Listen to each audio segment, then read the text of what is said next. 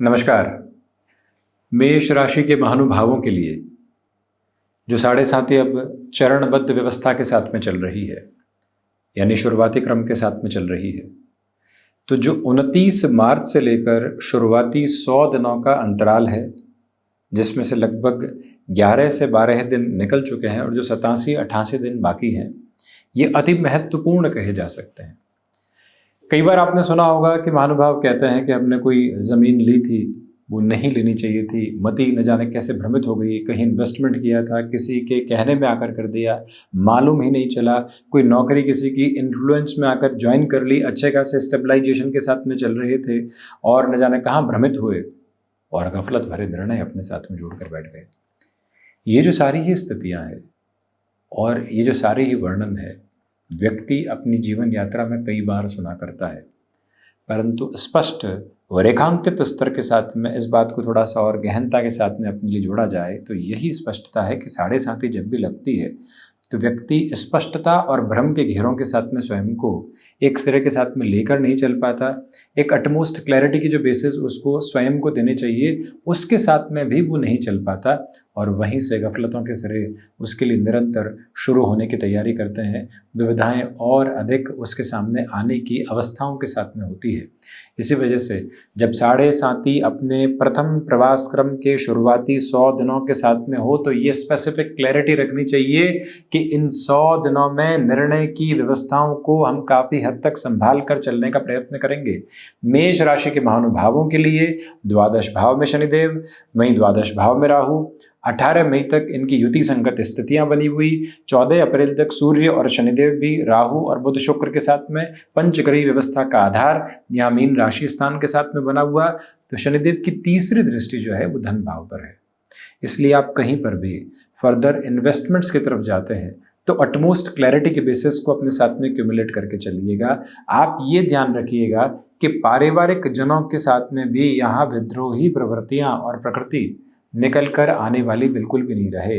यही वो समय अंतराल जहां आप ओवर कॉन्शियस होकर कमिटमेंट करने की ओर जाइएगा, यानी कि बहुत ज़्यादा विचार करना है फिर ही कोई कमिटमेंट करने की तरफ जाना है। जॉब हो, बिजनेस हो या फिर पर्सनल लाइफ हो, यहाँ 8-9 जुलाई 2025 तक के समय में अत्यधिक संभल कर अपनी यात्रा को आगे बढ़ाना सार गर्भित क्रम कहा जाएगा।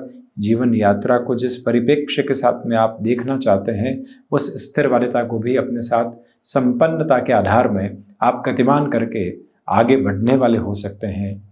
हम इस बात को भी बारंबार आपके समक्ष निवेदित करना चाहेंगे कि इस समय की जो ऊर्जा है वो एक और बात बताती है कि आप अपने स्वास्थ्य का विशेष तौर पर ख्याल रखिएगा।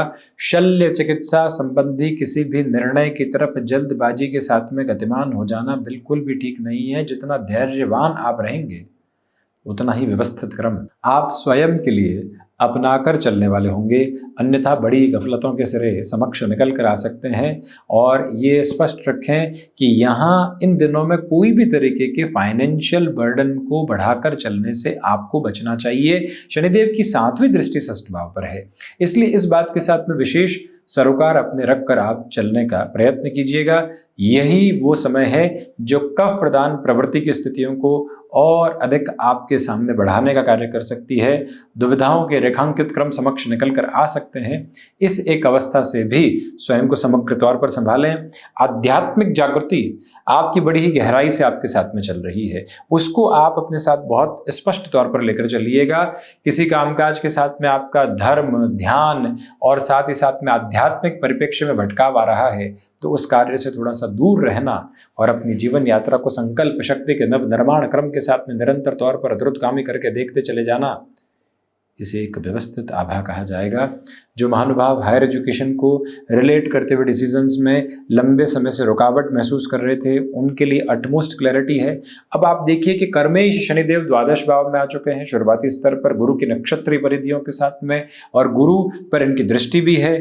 तो जो ये क्रम साथ में और सामने चलायमान है विदेश संबंधी कार्यों में, इन 100 दिनों को अत्यधिक महत्वपूर्ण मानकर चलें और विदेश से संबंधित कार्यों के परिप्रेक्ष्य में जिस तरह की यात्रा को आप स्वयं के लिए सारगर्भित तौर पर देखना चाहते हैं, उसमें भी सारे ही अटकाव से मुक्त होकर आप अपने जीवन के प्रस्तुतिकरण को आगे बढ़ाने का प्रयत्न करते चले जाइएगा। याद रखिएगा कि यहाँ कर्म की भागदौड़ बहुत अधिक है, परंतु अंततोगत्वा जो बेहतर परिणामों की प्रतिध्वनि समक्ष निकल कर आनी है वो बहुत अच्छे से आपके साथ में बनी हुई है। उसमें कोई भी दुविधाओं के क्रम रेखांकित होने वाले नहीं होते। जो कर्मेश शनिदेव द्वादश भाव में है, आप कई बार खुद को मिसमैनेज होता हुआ देख सकते हैं इन शुरुआती 100 दिनों में। इस एक बात से संभलें। वहीं पिता के साथ वैचारिक विद्रोह की स्थितियां अधिक बढ़ने वाली हो सकती है, वहां से भी सावधानी रखकर चलें। लाभेश की स्थितियां द्वादश भावस्थ क्रम के साथ में गतिमान है, इसलिए लाभ का व्यय बहुत अधिक हो रहा है, यानी खर्चों की स्थितियां और अवस्था बारंबार आपके समक्ष यहाँ निकल कर आने की तैयारी कर रही है। खर्चों से रिएक्टिव बिल्कुल नहीं हो। जितना शांत चित्त भाव से इस समय की आभा को अपने साथ में आप देखने का प्रयास करेंगे, उतने ही व्यवस्थित आयाम आप अपने साथ बनाते चले जाएंगे। अब जो ये 100 दिन है, इसको यदि सेग्रीगेट करके देखा जाए तो 18 मई तक के समय में अधिक ध्यान रखने की आवश्यकता, क्योंकि शनिदेव और राहु साथ में, राहु अंशगत व्यवस्थाओं में परिवर्तन के और अग्रगामी, और शनिदेव ने अभी अभी प्रवेश क्रम को देखा है। हालांकि 14 अप्रैल को सूर्यदेव की स्थितियां परिवर्तित होकर मेष की तरफ बढ़ जाएंगी, प्रथम भावस्था आ जाएंगी, आत्मविश्वास में वृद्धि रहेगी, परंतु फिर भी स्केप्टिक ड्रिवन अप्रोच आपके साथ साथ बारंबार रह सकती है। इस एक अवस्था से स्वयं को संभालने का प्रयत्न करें। स्टॉक मार्केट संबंधी कामकाज में जल्दबाजी बिल्कुल भी ठीक नहीं। यहाँ घबराहटों के सिरे आकस्मिक तौर पर सामने आ सकते हैं। यहाँ से ये घबराहट आई, वहाँ से ये एंक्शियसनेस निकल कर आई, वहाँ से ये डिलेमा निकल कर आया। ऐसी सारी स्थितियों से स्वयं को आप जितना दूर रखकर चलेंगे, उतनी ही क्लैरिटी के मेजर्स को आप अपने साथ में लेकर चलते चले जाएंगे। अब बात करें तो यहीं से हनुमंत उपासना को अपना कर चलें। जितना हो सके हनुमान जी की आराधना उपासना के साथ रहें। मंगलवार शनिवार हनुमंत मंदिर दर्शन हो गया, हनुमंत मंदिर ध्वजा चढ़ाना हो गया, इसी के साथ में संकट मोचन हनुमान अष्टक का पाठ हो गया। रामचरितमानस की तरफ आप जा सकते हैं, राम नाम के सुमिरन की तरफ आप निरंतर तौर पर जा सकते हैं। शनिदेव की महादशा चल रही है तो उस महादशा के गायत्री मंत्र का आधार ले सकते हैं, यानी शनिदेव गायत्री का पाठ कर सकते हैं। यदि उसमें अंतरदशा बृहस्पति की है उदाहरण के तौर पर, तो गुरु का बीज मंत्र साथ साथ में रखिए। इस प्रक्रिया को सूर्योदय के आसपास अपना कर चलना भी आपके लिए अद्भुत आयाम कहा जाएगा। वृद्ध जनों की सेवा के क्रम को तत्पर तौर पर अपने साथ आप अपना कर चलने का प्रयत्न करते चले जाइएगा। और रचनात्मक क्षेत्र विशेष के साथ में बेहद शानदार वृद्धि के क्रम है। कार्यों में विलंब की स्थितियां अब आपके साथ में बारंबार रह सकती है। जो कार्य 2 दिनों में हो रहे थे उसमें अधिक समय लग सकता है, उसमें भी कहीं खुद के लिए पशुपेश के क्रम आप लेकर आने वाले नहीं होते हैं तो ज़्यादा बेहतरी। रियल एस्टेट को रिलेट करते हुए डिसीजंस में कहीं पर भी स्वयं को आप यहाँ पर उतावलेपन में बिल्कुल भी लेकर नहीं चलें। कमीशन संबंधी कामकाज में बेटरमेंट है।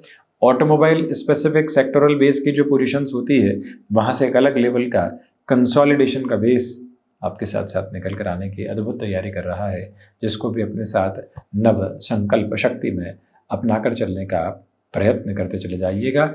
जहाँ से कोई भी और पशुपेश आपके लिए नज़र नहीं आती। जीवन की स्थिरता के पूरे भाव आपके साथ में वहीं से वर्णित होते चले जाते हैं। ये मंतव्य भी अपने भीतर तक स्पष्ट तौर पर आप रखने का प्रयास ज़रूर करने वाले रहिएगा।